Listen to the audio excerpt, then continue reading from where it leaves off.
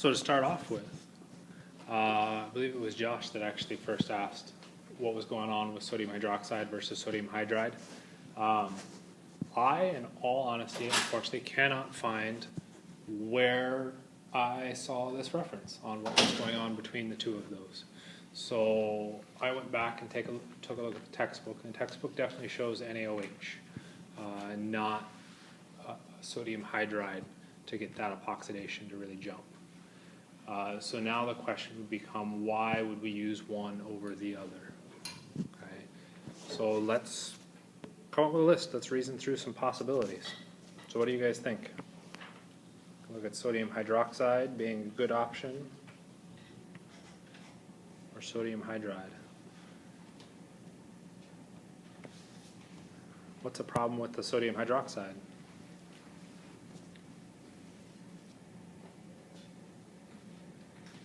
What's the goal of both sodium hydroxide or sodium hydride?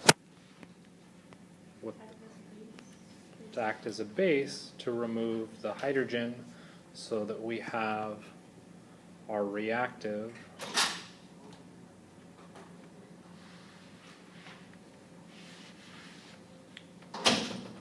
Belio. So why is the pen not working? So that we can actually have that attack, right? So both sodium hydroxide and sodium hydride will act as a base, for sure. So they're both good in that respect. So then the question becomes, is why should we use one and not the other? So one of the reasons why I said sodium hydride over the sodium hydroxide on Monday was that sodium hydroxide can also act as a nucleophile, whereas our sodium hydride is not nucleophilic. So I would say that's a benefit for the sodium hydride. We'll say non-N. All right, what are other things that could be a problem here? Which way does the equilibrium lie when we're looking at where this step is important in here? If we use sodium hydroxide, which way do we favor? Do we favor the alcohol or the oxide? Okay, we favor more towards the alcohol. We don't get a whole lot of pushing towards our oxide product. Problem with that, so we'll say equilibrium favors, or favor, buzz, whatever, favors our OH. What's the issue with that? What do we need to get this reaction to go forward?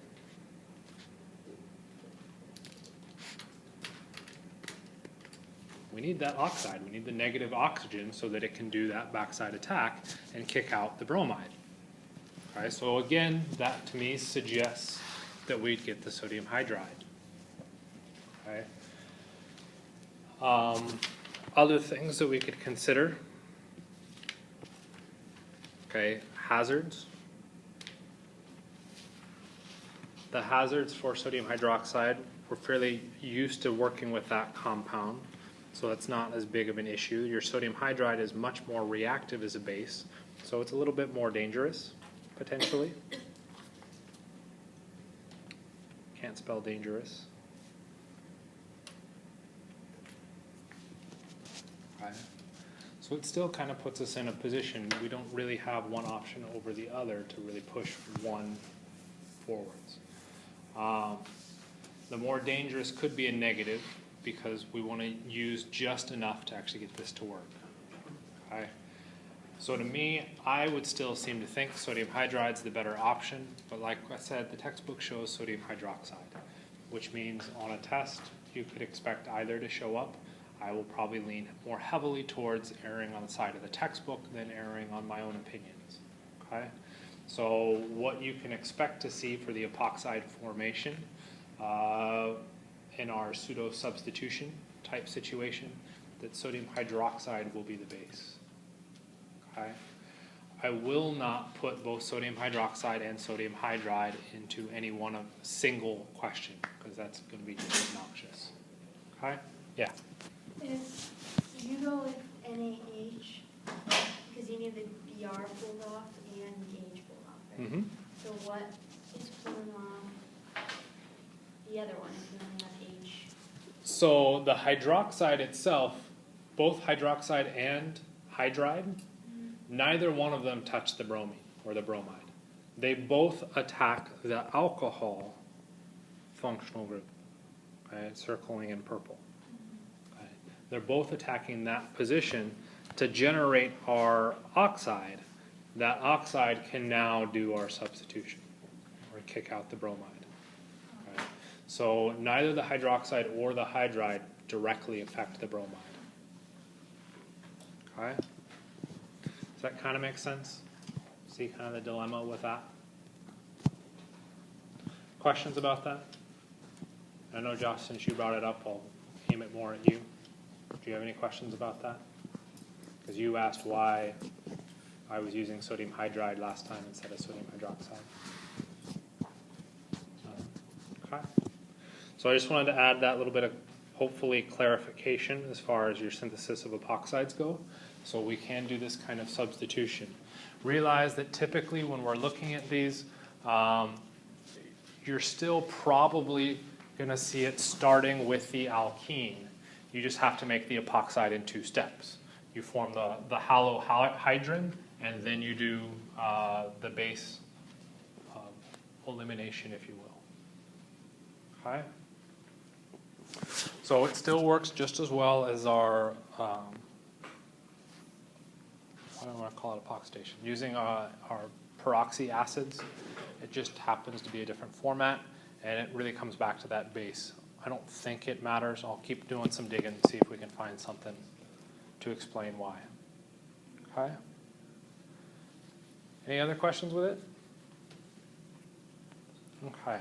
So what we're going to take a look at now is some thiol chemistry, which will go pretty fast. I would recommend that you go through and read the textbook on this information. I would say at most I'll test you on maybe 1 question when it comes to the thiol or sulfur chemistry, at least directly on the sulfur chemistry. And then as far as the ACS test goes, I'd be surprised if it shows up at all. Okay. So thiols, what we're looking at is just sulfur instead of oxygen. So we're getting that all name because we're getting that electronegative element hydrogen bond.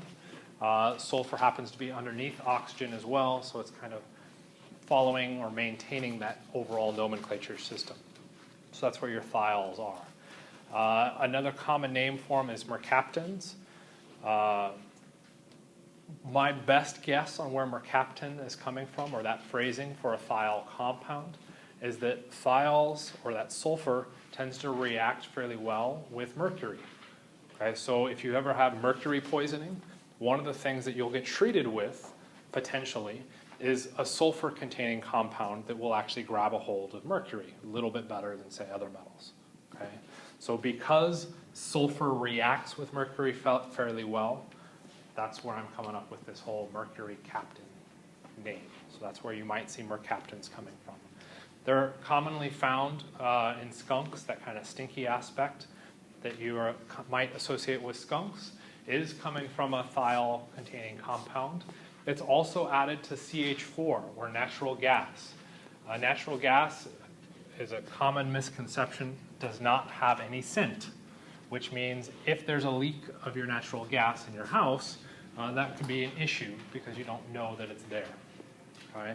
So what they do is they add a sulfur compound to it. That sulfur compound is that rank smell that typically goes along with your natural gas lines, so that way you know that it's leaking. Okay?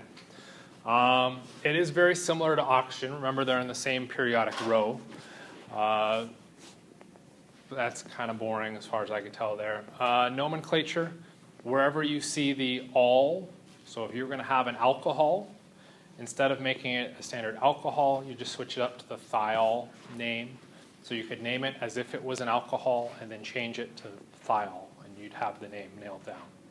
The other option is you could make it a mercapto out in front. So in the first case, we're saying that the sulfur is part of our parent. So this is a parent chain name. And the second option is a substituent naming. Okay, so if we decide there's a higher priority group in there, We'll refer to the sulfur based on this Mercapto nomenclature system. So that would be your substituent. What we'll go through and do is take a look at its reactivity. It's a little bit more acidic and nucleophilic than oxygen. Why might that be the case? Because of its size, it would give up a hydrogen. It has to do with size. Okay? That sulfur is much larger than oxygen, which means the bond distance between that sulfur atom and the hydrogen is longer, which means it's a lot easier for something to pull off that hydrogen. Okay? So it becomes more acidic. Why would it be more nucleophilic? Nucleophilic means it now needs to share electrons. Acidic was saying it wasn't sharing electrons. So why is it more nucleophilic? You can violate the octet rule. Has more It's an electrons. interesting idea. Similar kind of concept. It's more nucleophilic instead of being acidic or basic, is because it's got those extra large electron clouds, it can now share those with other elements. It doesn't do a very good job sharing with hydrogen because hydrogen doesn't need those extra electrons. Okay. So most elements, as they get bigger, tend to get more nucleophilic.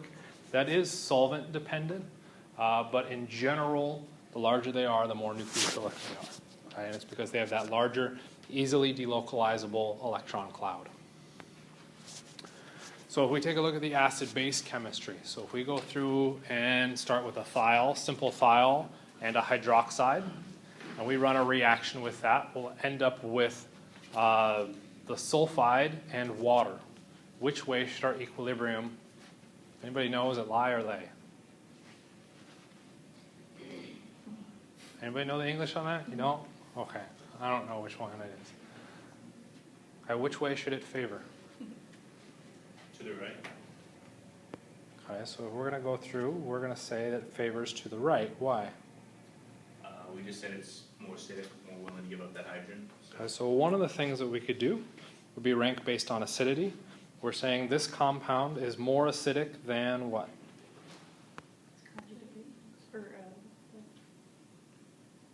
Than the conjugate acid, which happens to be, in this case,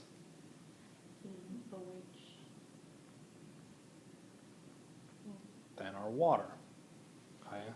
If it's more acidic than our conjugate acid on the other side, all reactions are going to favor the least acidic or least reactive. So remember, when we're setting up a reaction, we find our biggest positive and our biggest negative, and we put them together. Why do we put them together? Because we're trying to neutralize, make them more stable. Same thing goes for acid-base reactions. We could compare across a reaction and say, okay, where's our strongest acid? Wherever the strongest acid is, the reaction is going to go away from it as fast as it can. So we're looking at our reaction favoring the right. Okay? We could bring in numbers as well to this argument. Good thing I remember all my numbers. Crap, I meant to look those up. Anybody know the pKa of water? Let's try that. It's not a bad one to have memorized. 7 or 15, someplace. One of those two. One of those. 15.7 is your pKa for water, maybe 15.6 depending on what you're looking for. The thiol, are you looking up the pKa for the thiols? Mm-hmm. We should already know, should it be bigger or smaller than water? Smaller. Now the question is how much smaller? I think it's in the 10 range, maybe 9. Yeah, 10. Check that out. Okay. So if we evaluated our pKa's, we could do the same kind of idea. Okay, the smaller the pKa, the more acidic. So a reaction is going to favor the side with the largest pKa. Okay, so that is something that you could see on the ACS test. You may not know the actual acidities of each of the compounds, but you might be given a pKa. Evaluate based on those numbers. Okay, those numbers give you information about where your reaction lies. Okay? So if you're ever asked to determine these equilibriums, evaluate your acid-base characteristics and kind of match it up from there. Another option would be to look at your bases. Most people don't memorize the conjugate base, or sorry, your pKb's. You typically find a lot more tables of pKa's than you do of pKb's. Still don't quite understand why that is, but it is what it is. Okay? So we got our thiols being slightly more acidic. What's kind of nice about this? Well, if we add the hydroxide, we can pull off that hydrogen off of our sulfur, and we end up generating what?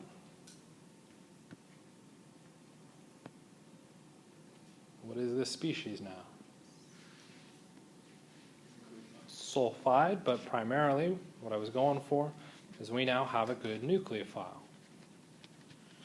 We could then use this nucleophile to do a variety of other extra reactions.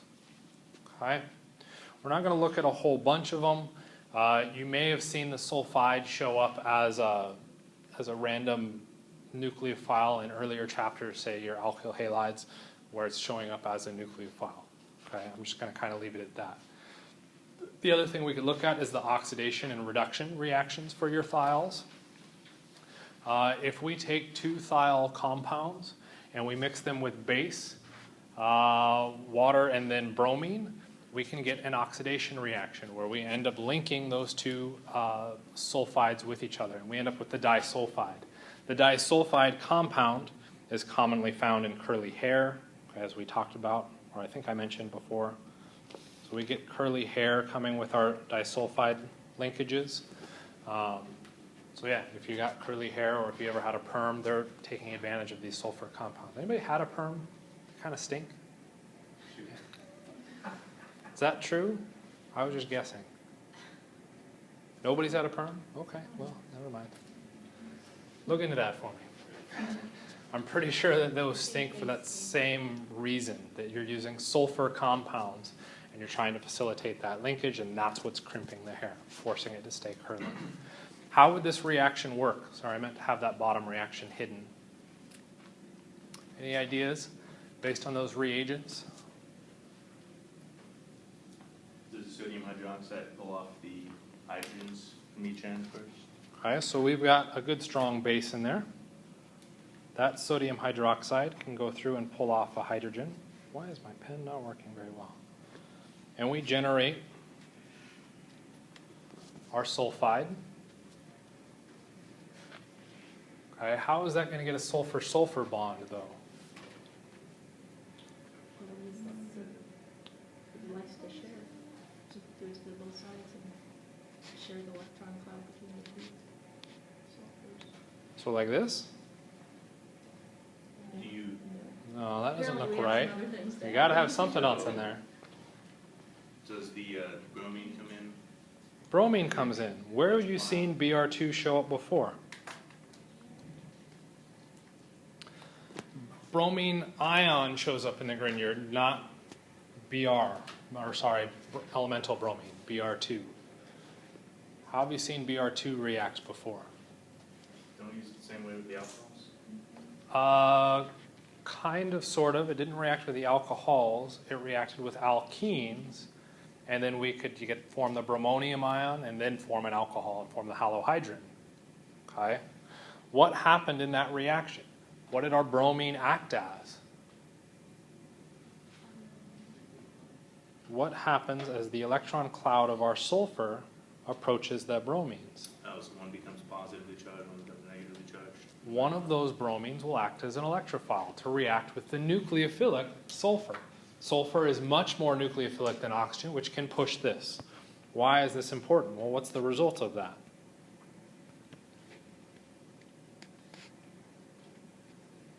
Okay. And if we still have some of that other sulfide floating around, what can happen now? Do I have a good leaving group? Say like a bromide?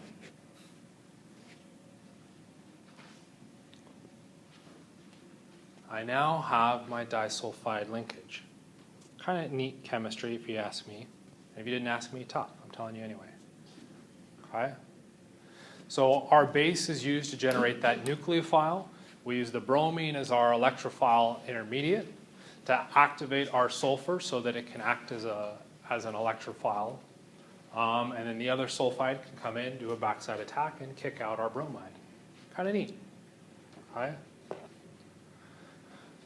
I think that's all I wanted to say on that. The other one, I'm positive I pulled all of the information from Thiols from the textbook slides, And I went back through to figure out how this reaction worked.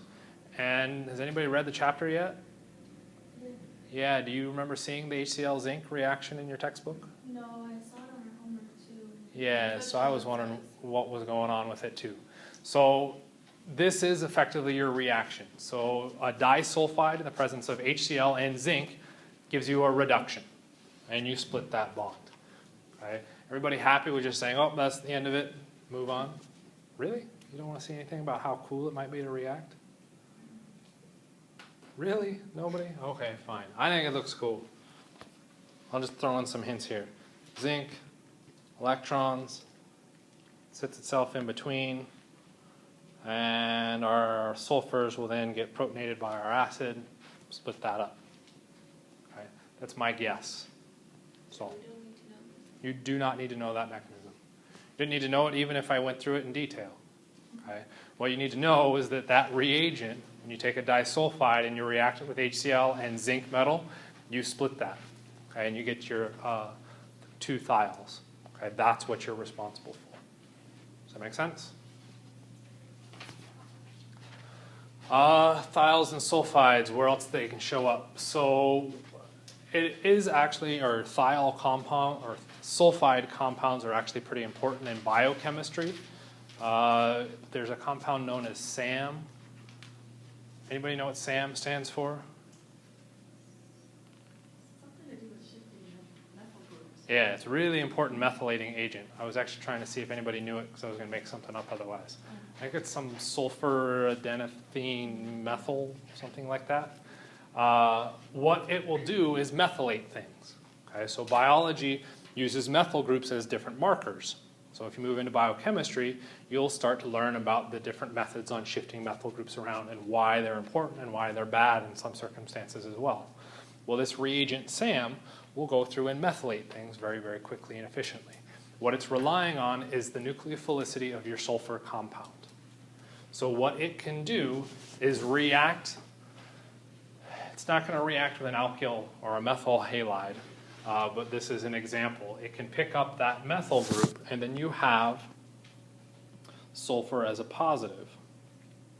Okay? What can then happen is that sulfur will then go to wherever it needs to transfer that methyl group, and it will then transfer that methyl group off to a new nucleophile. Okay? So it's kind of neat in that respect. Why can that sulfur kind of expand its capabilities a little bit better than, say, water? Because oxygen, similar chemistry, can still be a positive charge. Why can oxygen not do this?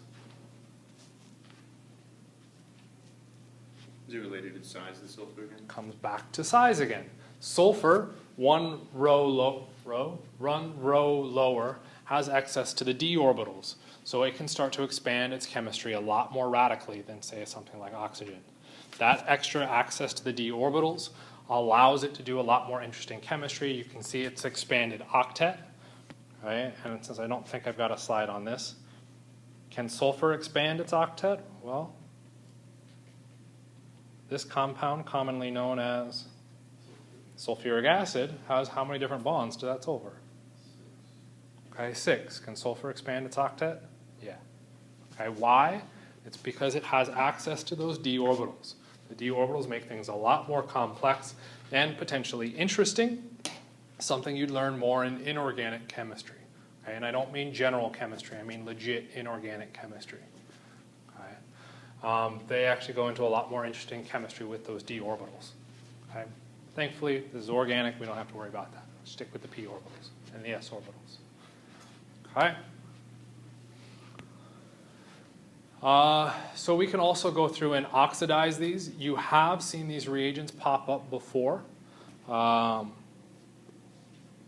If you look at the osmium tetroxide reaction, one of the reagents that's possible to follow that up with is CH3-2S.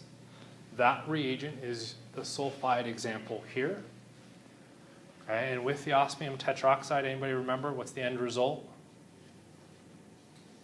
Osmium tetroxide, OSO4, reacts with close not reacts with, but it makes alcohols. It reacts with an alkene, turns it into alcohols. It did an oxidation reaction. Okay, the osmium tetroxide reacts initially, but then you've got to cleave it off. You have to oxidize it off. So what can we do? Reduce it off. We can go through and throw in our CH3,2S, and that will help with your oxidation process. You end up forming, in that case, DMSO, or dimethyl sulfoxide. Okay? So it's one of the things that can help facilitate that reaction. Not critical for you to remember, it's just something that's kind of interesting to mention. Okay? So your sulfides can go through a series of oxidation reactions. So what we'll do is end up increasing the number of oxygens on them. You can move from sulfoxide up to sulfone, exciting stuff. Okay? The last example they give there is another reagent. You can push it up to the sulfoxide, and that's the sodium periodate. Okay? Any questions about any of that? Yeah. So, what's the difference between thiols and sulfides? I'm So, not sure. no, it's okay. A thiol is the equivalent of an alcohol, which is to say we have a sulfur hydrogen bond. A sulfide has how many sulfur hydrogen bonds? No hydrogens are attached to it. So our sulfide is an alkyl, is the equivalent of an ether, if we think back to our oxygen chemistry. And we move to the sulfoxide, that's because we've added an oxygen to our structure. Sulfone, because "one" sounds like two, and that's why we have two oxygens. At least somebody sort of laughed at that. Yeah. Oh, true. It does look like that, doesn't it? Okay. Other questions? Are you happy with the thiol versus sulfide explanation? Okay, so that's it as far as chapter 14 is concerned. Okay, so the next part of this is important chemistry for the ACS test. You will see probably a few questions on Diels-Alder reactions to kind of help reinforce the lecture. We're going to do a lab on it next week. Almost everybody in here is in that lab. That lab is not in your notebook or your lab manual. There's a procedure posted online. I did post an announcement about that. So just be aware of that. You don't have the procedure. It's online, so you'll have to find it there. Okay. Reasons behind, well, let's actually just go ahead and take a look. So alkenes versus conjugated alkenes, or dienes if we're looking at two. Before we kind of get into this, one of the things I kind of want to check over and reinforce is your understanding of hybridization theory, because that makes a big deal as far as interpreting how these individual reactions work. Okay? And in particular, their stereochemistry, which is the hardest aspect, I'd say. If we're going to take a look at an alkene, one thing first, I did not click next. One thing I would first address would be something about its hybridization. What are the hybridizations of those carbons? We're looking at sp2 hybridization. Okay? If I was going to go through and color in red, because that's what I'm coloring with red right now, where would my sp2 hybrid orbitals be?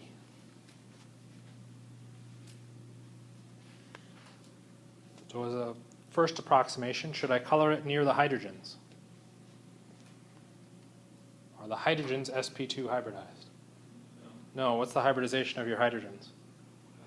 Just S, so no hybridization. Where should I color in? Probably around our carbons. To generate the sp2 hybrid, we have three groups of electrons, or sigma bonds, around each of those carbons. Those are sp2 hybrid bonds. How do we know the sp2 was used to make the sigma? That was a lot more of an in-depth question than I really meant to ask. Okay. One little mnemonic device that I would remember, if we're looking at a hybrid orbital, sp2, sp3, or even sp, those hybrid orbitals are always used to make sigma bonds, not pi bonds. How would we know that? What does sigma begin with? What does sp2 begin with? S. S and S. If you've got the hybrids, you're forming your sigma bonds, so that's going through the middle of your structure. If I was going to attempt to draw this, and this is where this, I'm not going to lie, this lecture is going to get pretty ugly, but I'm going to attempt to do it. Let's put in our carbon atom as a red dot, and I was going to draw, let's say, the sp2 orbital going towards our carbon, our other carbon. What would it look like? More round than your red dot, and a little bit more elongated towards your purple. Ooh, I guess brings up another good point. Let's assume we're looking at the bonding orbital. Where would I expect the electrons to be? Closer to our leftmost carbon or further away from it? Okay, probably drawn somewhere closer towards it because we formed a bond. Where do the electrons in a bond exist? Between the atoms, right? So if we looked at a bonding orbital, we might expect most of our electron density to be aimed towards it. You'll notice it's not exactly round. Why would it not be round? Because it's hybridized. It's been hybridized with p orbitals. Okay? You'll also notice it's not perfectly symmetrical. Okay? We're going to have a little bit of symmetry coming from the p orbital, but a lot of that electron density is going to shift towards our other carbon to form that bond. Why? Right, that's part of the S character contributing into it as well. Okay? We can add an extra piece of information here. We could go through and shade on this aspect, and if we went through and did it similarly for our other carbon, could go through, shade, and we would call this a bonding orbital. So we're saying the orbital lobes are overlapping with each other. Okay, they're both equally shaded. What happens if I draw it in this fashion?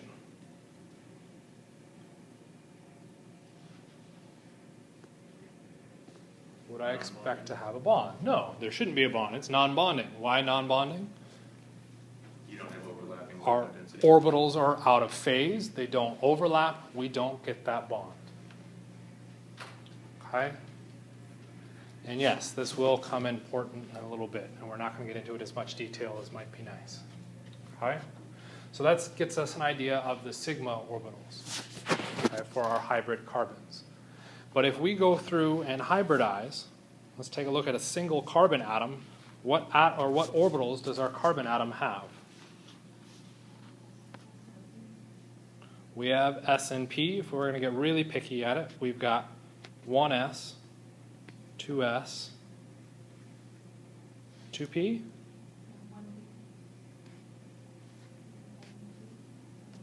and we don't have the 1p orbitals because we aren't at a high enough energy level to generate one energy shell p orbitals.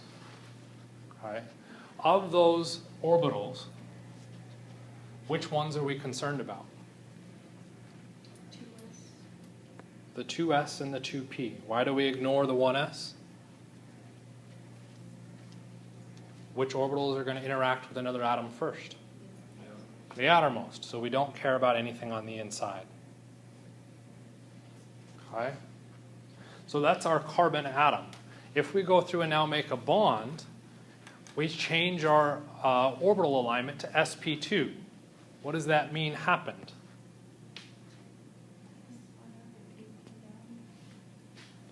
It means what I did is I took one s orbital and two p orbitals and I smashed them together to make a new hybrid orbital. Okay, technically 3 of them. Why 3?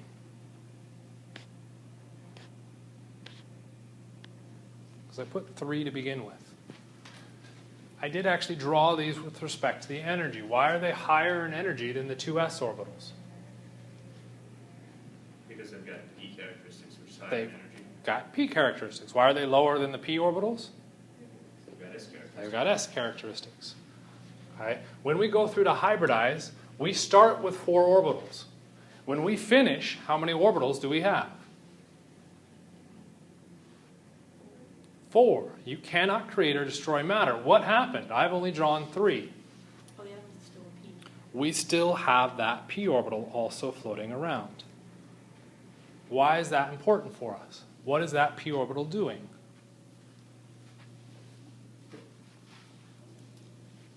That p orbital is making the pi bond. Okay? Why is it a pi bond? What does pi begin with? P. What orbitals are used in a pi bond? P orbitals. Okay, so we can again get that matching. If we look at a situation where we're forming a bond between them, same thing as we had before, we get overlap, okay, indirect overlap, so it's slightly different from our sigma bonds, where we're matching orbital lobes. What happens if our orbitals come out looking like this? Would we expect a pi bond?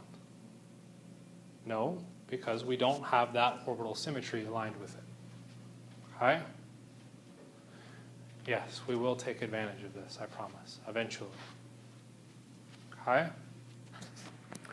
So, why go through a lot of this? Well, the next part is taking a look at our conjugated dienes.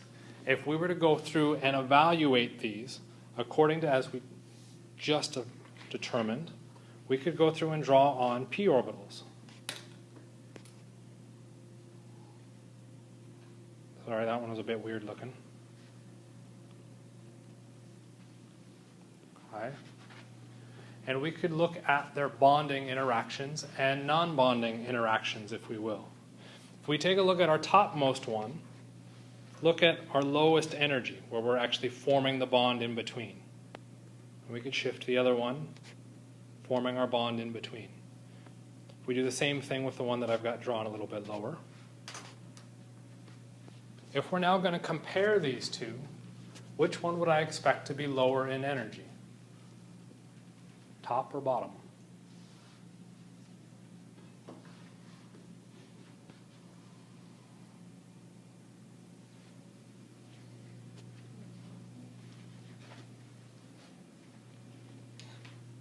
Okay, what would make something lower in energy?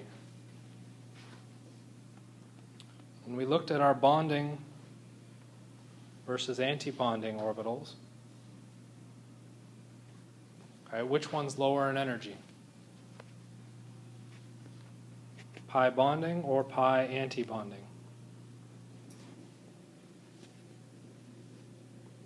We're going to make a bond. What we're saying is the electrons need to exist in that space. When we do a reaction, what do we do with the energy of our electrons? Do we make them more energetic at the end of a reaction? We make them less energetic. We're trying to stabilize it. So if we're going to try and look at the energy difference between our pi star and our pi is the lower energy because we have that overlap between those orbitals. What happens when we move to our conjugated dienes? Well, if we take a look at that top example, or if we split our double bonds and just focus on them as independent entities, we notice that they are, in each of these cases, overlapping within the double bonds. But what happens when we now bring those double bonds near each other? In the top case, can we overlap these two orbitals? Why not? There's another atom in between. The atom in between creates a node, okay, a space where there is no electron density. If we go back to the pi bonds that we had drawn before, we had a node through the middle of them. If we go to our pi star, we have two nodes.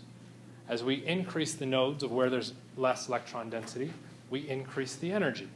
If we shift to the one where we've brought those two double bonds really close to each other, and we look at our same two p orbitals, is there a node between those? No, they can overlap. What is that going to do to the energy? What I'm saying is I can now take an electron in one of those carbons, and I can pass it now across all 4 carbons. Whereas in the top case, I can only pass it back and forth between 2 carbons. Which one's lower in energy? The bottom one, where we can delocalize our charge. So when you think back to resonance, why does resonance make things more stable? You took a charge and you spread it over a large area. We're doing the same thing here, except there isn't a charge for which we can chase. Okay? So what we're trying to do is evaluate the energetics of each of these. Okay? Next part of this that gets this kind of interesting is we could go through and start to compare these different bonding versus anti-bonding arrangements. Okay? So if we're going to evaluate what's happening over here in something known as molecular orbital theory, what we're going to do is take the electrons that are contributing to our pi-type bond. And we want to decide, is it an actual bond or is it not a bond? And to do that, what we'll do is count the number of electrons in our pi system. How many electrons are contributed from our first carbon into our pi bond? One makes it in. How do we know one? Carbon comes in with 4 electrons. We spread 3 electrons in our hybrid sp2s and 1's left over in our p orbital. How many electrons come from our other one? 1. I have 2 electrons that I now have to put into these orbitals. Okay? How many electrons can be put into an orbital? 2. 1 up, 1 down. If we now evaluate where the electrons are they in a bonding orbital or an anti-bonding orbital? Bonding orbital. Would I expect a bond to form? Yeah, because I've put the electrons in a low energy position where we're actually forming a bond. If for some reason I had 4 electrons jammed into this, I would then have to put those electrons up top. One of the things that ends up happening when we go through and evaluate these is that they aren't perfectly balanced around 0 energy. Our anti-bonding tend to be even higher in energy than our bonding, which means as soon as I start sliding electrons into the anti-bonding, what happens to the ability for that bond to actually function? It starts becoming more of an anti-bond. Do we have a bond when we have an anti-bond? No, and we don't get that connection. So what we're trying to do is come up with some way to explain these orbitals where the electrons exist and how they can kind of shift around between them. Okay? So when we're looking at conjugated dienes, they have this extra additional chemistry because those pi orbitals can all talk to each other. And it's that pi interaction that we're going to take advantage of when we look at their particular chemistries. Typically, what you'll see this in is peri-cyclic reactions. Because of time, I'm probably going to skip over this a little bit. What we're looking at for our peri-cyclics is a reference to reactions that have cyclic transition states. So when we go through and look at how cyclobutadiene or cyclobutene opens up, so it goes from being a ring to ring opened, how do those electrons shift around? Okay, well, we could draw in some arrows. We have to take some electrons, put them on that bond, and we can take that pi bond and put them there. Those 2 simple arrows show exactly that product. One issue with it. How do you know that the methyl groups at the end are in those positions? Using those same arrows, is it not possible for me to draw that? I could do that. So how do the dynamics of that reaction force only this product? Okay, and that's what you're looking at when you're looking at peri-cyclic reactions. What you would end up doing is evaluating your orbitals, which is why we talked about it. What we're trying to do is change a sigma bond, our sp3 sigma bond orbitals, into pi orbitals. At least I got it on there. For our product. How that actually occurs is what's going to determine our reaction, okay, or the possibilities for that product. To do that, what we're going to do is evaluate our lowest energy orbitals in our starting material, and we'll take a look at our highest energy. Shoot, I got to check that real quickly.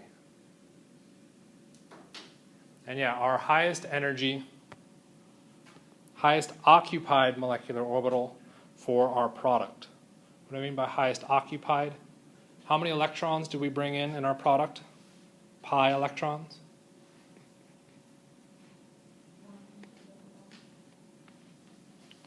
We get 4 pi electrons coming in, 2 per double bond. What we would go through and do is evaluate all of the different possible ways that those p orbitals could overlap. What I've got drawn here is the absolute lowest in energy because all of those p orbitals directly overlap. I could have just as easily drawn it where I have a single node or an empty space. We've got that node running right through there. Okay. Other ways to draw it.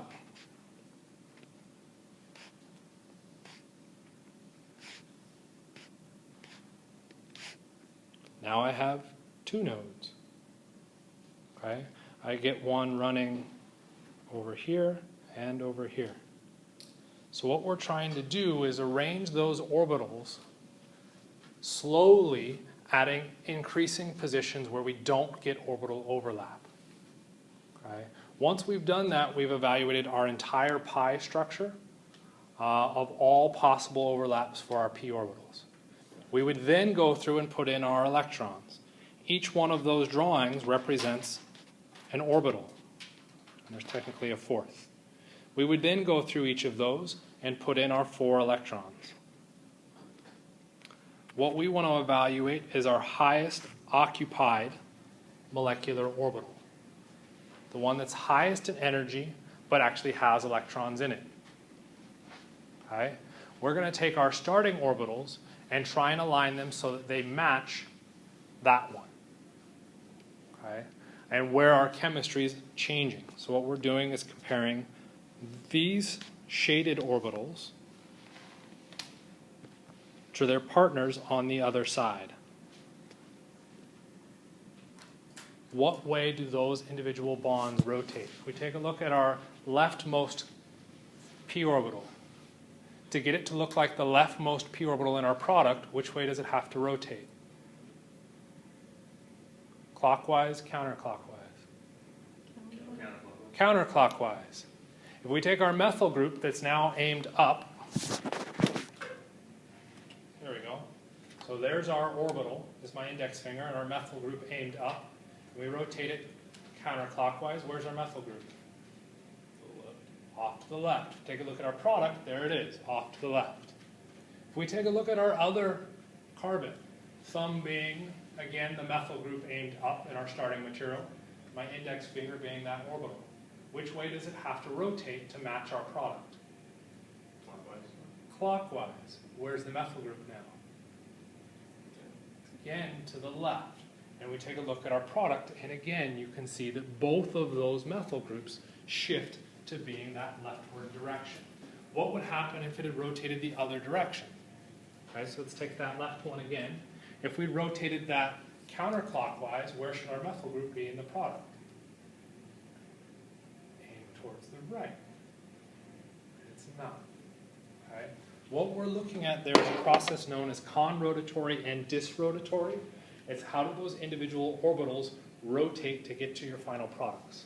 And by the final products, what we're trying to match is get that bonding orbital to match the orbitals in our highest occupied molecular orbital.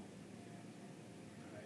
To do these types of problems, it's best to draw out all of the molecular orbitals so you can then go through and evaluate them. Okay. Again, because of time, I'm even going to skip the next example. Okay. What this is going to come back to, or what this can be summarized with, is on this summary slide. If we're going to look at a ring opening reaction, if we look at the thermal reaction, so thermal just means we aren't doing any weird electron motions. We'll evaluate our pi electrons. N is any integer. Okay? So if I have a thermal reaction with 0 pi electrons, well, first off, it's not going to be a ring opening reaction because there's no ring. Okay? We don't have that pi system. So we could jump up to n equals 1. In a thermal reaction, it would have to be disrotatory. Those pi groups are going to rotate away from each other. So in a disrotatory fashion, we'll show it for the top one. We'd rotate one to the left, which I'd call S, and we'll rotate the other one, call that one R, because I know my S's and R's a little bit better. That's S, isn't it? We'll rotate that one that direction. R, left versus right. Disrotatory, they're rotating opposite directions. What if it was conrotatory? Well, what's happening in this case of conrotatory is they're rotating together. Calling that R for our clockwise motion over here. Same deal. We now have a conrotatory relationship. Okay? So what we would have to do for each of these situations is evaluate the pi electrons and then decide, are we ring opening or ring closing? How do those things match up? Okay? It is a relatively difficult concept. It definitely takes some time to get used to and practice. Like I said, it's not going to show up on this exam. I'll write a homework that kind of goes through and breaks it into smaller steps so you can try and evaluate what's going on with it. But that'll be due well after the exam. Okay, exam 1. The reason I bring up all of these orbitals is because it's important to understanding what's happening with our Diels-Alder reactions. In a Diels-Alder reaction, we're going to take two double bond containing compounds and we're going to mash them together to form one new product. As we should be doing with all reactions, what things changed in the course of this reaction? What bonds were broken? What bonds were formed? Yay, all at once. We broke a pi bond here, pi bond here, pi bond here. What bonds were formed? We had a pi bond and two sigma bonds. Right? So all of these different things happened. What we now want to do is come up with some way to explain how it happened.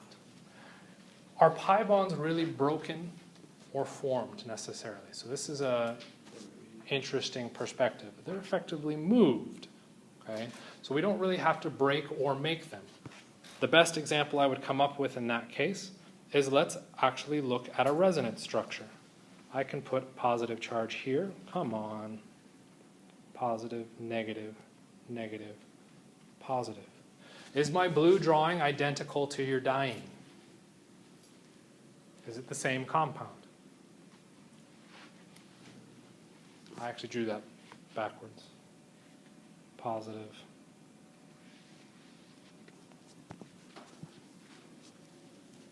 Can we officially call those two things the same?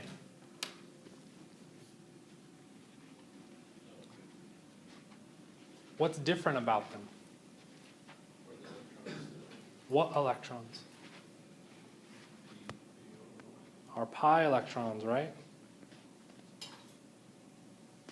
Is this compound the same as this compound? Why? It's resonance, right? What's going on with the diene? The only thing that's changed is the location of my pi electrons. I can move pi electrons any time of the day, any day of the week, any week of the year. I think I scaled that right. Okay. So when we're looking at pi bonds breaking or making, we can draw it in another situation or another format that says that those pi bonds don't even really exist. So when we try and evaluate what actually occurred in this reaction, it's not that we broke all of these pi bonds and made a pi bond and made two sigma bonds. Really, all that's changed, come on, is that we made two sigma bonds. That was it. Okay, why boil it down to just making two things? Well, you did the same thing in theory when you looked at your substitution reactions. When we look at a substitution reaction, we look at a leaving group breaking off and a nucleophile making a bond. Two things. Only two things. Why is that an important distinction to make? Because if we're now going to try and evaluate a mechanism to predict how that reaction occurred, it's a lot easier because now I only have to worry about which happens first, or do they happen at the same time. That gives me a grand total of 3 possibilities. If I have 6 different things that are happening, that's not 3 possibilities. That's, who's good with math? Is that 2 to the 6th possibilities? Okay. That's a lot more possible ways that I have to try and explain that reaction. So what I want to do is minimize that as much as possible to the simplest possible options. So what we can go through and do is determine our mechanism, deciding when these bonds are making and breaking.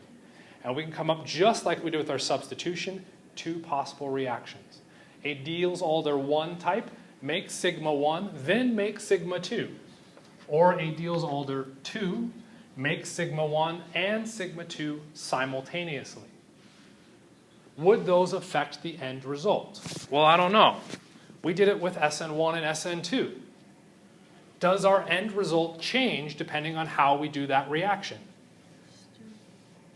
Stereochemistry is a huge difference. In an SN1 reaction, I get 2 products. In an SN2, I get 1 product. So how the reaction occurs makes a huge difference on our overall results for that reaction. Okay? So what we want to do is come up with some way to explain these possible ways. So like I would have taught you when we looked at substitution reactions, what we're going to do is now break down those 2 possible methods for our Diels-Alder reaction. Before we completely push into it, we're going to take a look at a repercussion of reacting with alkenes. What's the problem with an alkene? What we're reacting is p orbitals. What side of the p orbital are we reacting? The top or the bottom? Trick question. Both. Both are possibilities. So if we go through and try and draw out in a p orbital overlap so we can kind of see how this reaction is occurring, we can have our dienophile, or the one that wants to react with our diene, 2 double bonds, right? Either come in and attack from the top or attack from the bottom. The end result is that we get 2 possible products. Okay? I've drastically simplified these, but I did tag them. This red carbon is that red carbon. You should be able to track those p orbitals and those overlaps through to see that that's indeed what's happening. Okay? And in this case, we just jammed it all together at once. Okay? What's the relationship between those 2 structures? Same, different diastereomers? Top one, we got a triangle aimed up. Bottom one, we got the triangle aimed down, right? So let's just take the one with the triangle, because I can reach this one, the triangle aimed up. Let's turn it over. When we turn it over, does it overlap? When we pick this up and just rotate it here, the double bond is now on the, what is that, right-hand side. It's on the left-hand side up there. Doesn't overlap. Okay, so rotating this way was a bad idea. Let's take it and rotate this carbon all the way back. Okay, what happens then? Double bond is on the same side. Where's the red carbon? It's on the top, not in front. Do they overlap? No. What's the result? They are stereoisomers. These are enantiomers. All pi reactions, this goes true with your alkenes, almost all of them can result in enantiomers. Okay, with very few exceptions, you end up with enantiomers. The reasons you don't typically see those is because the structure prevents it from having an enantiomer, because it doesn't have stereocenters. Okay? Which is what I had to do here. I had to label this carbon as red and make sure that it overlapped or not. If I didn't have that labeled, what's the relationship between these 2? Now they'd be the same. Okay? Vaguely kind of makes sense? Okay, so what we're looking at is 2 possible ways our reaction can occur. Our sigma up versus our sigma down. Okay, for the sake of simplicity, I only want to evaluate one of these at any given time. Because if I go through and evaluate them both as each of these different things is happening, I'm not going to end up with just 2 products. I could end up with 4 products. And trying to explain all of those different products and each of their different orientations is a bit of a pain. Okay? So what we're going to go through and do is only pick one of these to evaluate when we go through the next few steps. Any ideas which one we're going to look at?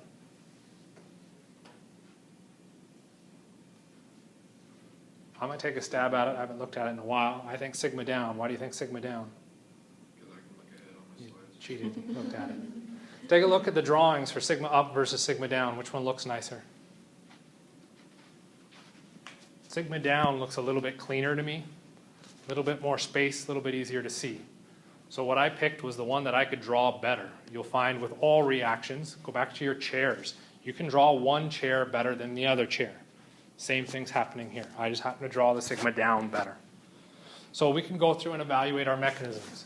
In mechanism DA1, just like our SN1, we're going to form one bond, then the next. So in this case, I'm going to form the sigma bond in back first, which means I'm going to take the p orbital in back, and I'm going to overlap that with my p orbital there. Those p orbitals, in the process of starting to overlap, change their characteristics. Why would they change their characteristics? What type of bond are we forming? Sigma. Sigma bond. Can they still possibly be p orbitals if we're making a sigma bond? No. So what's going to happen is those orbitals are going to change their shape and become sp3 hybridized orbitals. Okay? And that's the orbital bonds that we're seeing in back matching up. Okay? You'll notice I didn't make the front one. That's why it's dashed. Okay? The importance of this lies in our next realization. What's the connection between our front and our back? How are those two connected? What bond connects them? A sigma bond. What's special about the sigma bond versus the type of bond that's connecting them here? What type of bond connects those two carbons in our dienophile in the starting material? Double bond. What's the difference between a double bond and a single bond? Okay, true, pi bonds. Can I rotate a pi bond? No. Can I rotate a sigma bond? Yes. Why? The orbital overlap stays the same in a sigma bond. In a pi bond, we lose that orbital overlap. So what does that mean? Now that I've formed my first product, I can rotate about that sigma bond, okay, before I form that next bond. Which means when I now go to look at the products, the locations of B and A relative to each other are slightly different. Okay? Remember, in all of these cases, I'm locking this position. We aren't worrying about chair flips. We're not trying to do any other rotations. And notice the red carbons are staying in the same place. If I rotate about that bond, B and A exchange their relative positions at the end. Okay? So that would be the mechanism for DA1. I would predict 2 products. Officially, it ends up being how many products? 4, because each of these has an enantiomer. Remember, sigma up versus sigma down. Okay?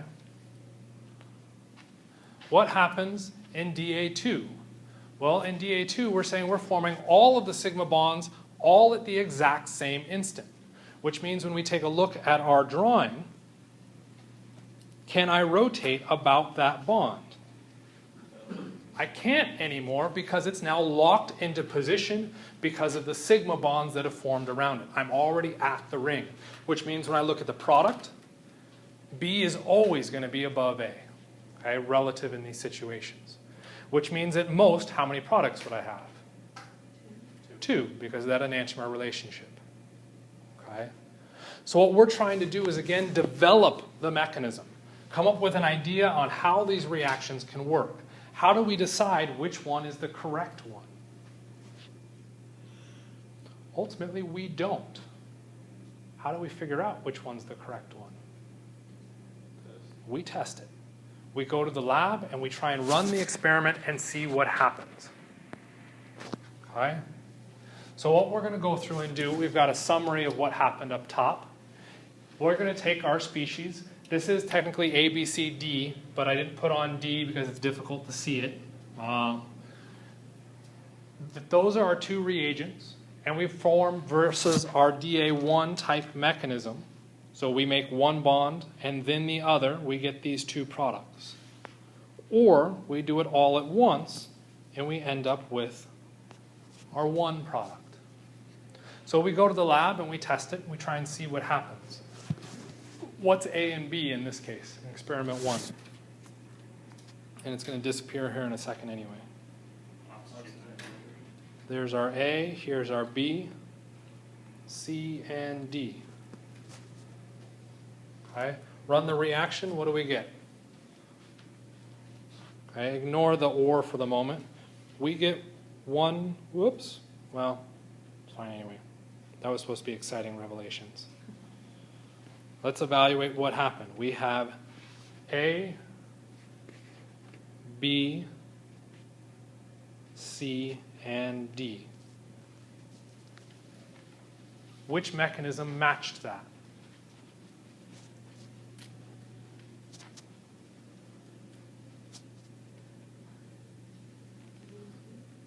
DA2. This is the only product we obtained. Okay, I know there's the or, we'll address that in a second. Okay, so what does experiment 1 seem to mean? What's our mechanism? DA2. All of our sigma bonds are formed at the exact same instant. Okay, what's the extra drawing? What's the or? What's the difference between what I've got drawn, okay, with all our ABCDs on it and the or structure? I got rid of the hydrogens, true, that's a good point. Change the perspective on the structure so that I could see it a little bit cleaner. You'll notice that I drew it so that those oxygens are aimed away. So what I'm doing is viewing this structure from the top. That's my eyeball. I have very lovely eyes. Okay? Looking at it from the top, our hydrogens are aimed up at us, which means our oxygen groups are aimed down and away. Okay? Let's tweak it, because maybe in that experiment it was just because we put those oxygens on the same side of the double bond. Maybe it's just a cis issue with our double bond. So let's switch it up. Let's move it to the trans. What happens when we go through and do the trans? If we go through and again label those individual positions, we've got A, B, C, D. D. What's our result?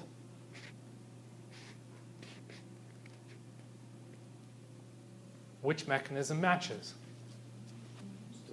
Still DA2. What's the end conclusion of this? In a Diels-Alder reaction, we make the sigma bonds all at the exact same instant.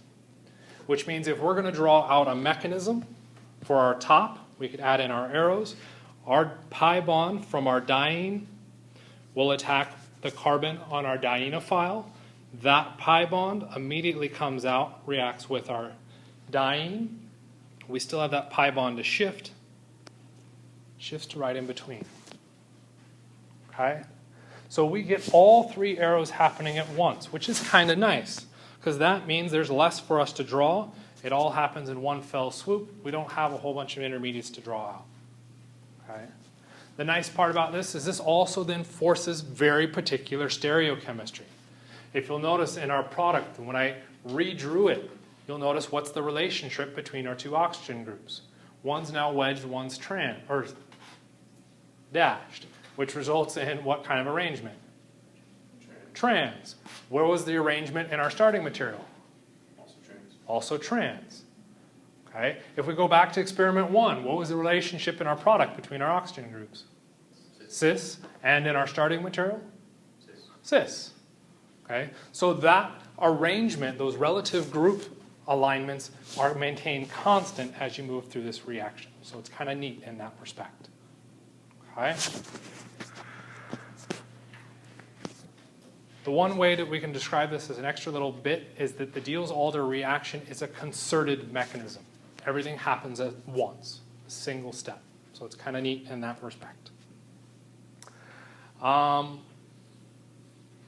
We can then also make it a little bit more complex. And in this case, what we've done is now change the diene. We've added some carbons in on that. So we've got an extra methyl group. And now what we want to do is know how does that affect our overall alignment of everything. At the end, we would still expect our carbon groups to maintain their particular geometries. So, or sorry, not our carbon groups, our oxygen groups. So if we were going to predict our product for this first one, we're still going to end up with that cyclohexane. And draw in our arrows. Where would we predict our double bond to be? Left or right? On our leftmost side. Where would we expect our carbonyl groups to be? Same side or opposite sides? Where are they with relationship to each other in our starting material? Same side, which means when we shift to the product, also the same side. We should specify that with our dashes. Right? Now where's the methyl group?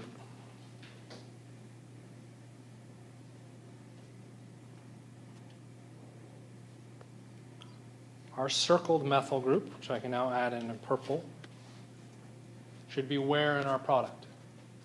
Left, right, top, bottom.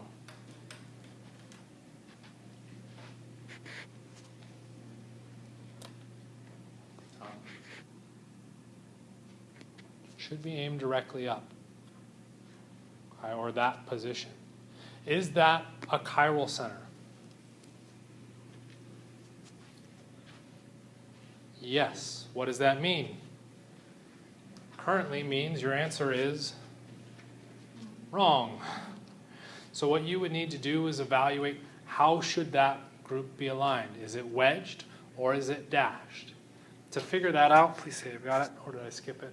Oh, I skipped it. You would go back through and evaluate how that diene came in. How did it end up reacting? Okay? And how your individual positions rotate. Turns out that in the sigma down situation, that methyl group ends up on the same side as our carbonyl groups. Okay? How does that work? Well, what's the counter position? There's a hydrogen here. If this diene comes in from the bottom, can the hydrogen possibly rotate through it? No, it's going to have to rotate upwards. If the hydrogen rotates upwards, what happens to the other group? Has to rotate downwards, so it has to be dashed. Okay. What happens on the other side? If we go through and take a look at our other possible problem. First off, any guesses with our bottom methyl group? Where do you think it should be if I put these guys in as dashed? Should be dashed. It's in the same relative position as the other one was, away from the rest of the structure. So we would probably predict that to be dashed. Okay? We could again look at the hydrogen. If our bond is forming from the bottom, our hydrogen is not going to be able to rotate down through the ring. It has to force itself up. If it's forced up, where does the methyl group go? Has to go down. What about our other methyl?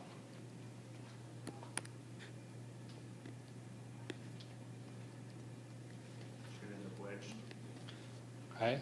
Same logic. If this comes in from the bottom, can our methyl group rotate down through it? Nope. It must rotate up. Result, we end up with that stereochemical alignment, or it's stereochemical. You'll notice that I'm specifying sigma down in each case. Why? Because what happens if our sigma bond formed from the top? Everything would just be the opposite. We get the opposite. We've got enantiomers. Okay, so realize that. So as a general summary, okay, for these sigma reactions, in the sigma down situation, you can take a look at your diene. Why do we call it a diene? Two alkenes. And our dienophile. Why do we call it a dienophile? What's that? It loves to react with dienes. So it's whatever's going to react with that. Okay? I've got it drawn on with the up-down drawings all the way around it to kind of help with that. Okay? You could go through and memorize that alignment. I'll tell you right now, I did not memorize that. And as far as this chemistry goes, assigning all the stereochemistry with this, I did not remember it or really have it memorized until I did the interview for this job. Okay? And I had to go through and reprocess it all. Okay? It definitely takes some practice to get used to manipulating these individual things. We will talk about this more when it gets to lab, because there's a couple extra complications with it. This reaction is the exact reaction you're going to do in lab. You're going to react cyclopentadiene, which is going to be your diene, and maleic anhydride with each other. And we're going to evaluate how that reaction actually occurs. We end up with only one product in that case. We don't get two. Right? Everything we've talked about says that we get two. So it's a bit more interesting in that respect. So I'll finish talking about these when we deal with the lab next week. Like I said, you're not going to get tested on it for exam 1. I was really hoping to get some time that we could just work through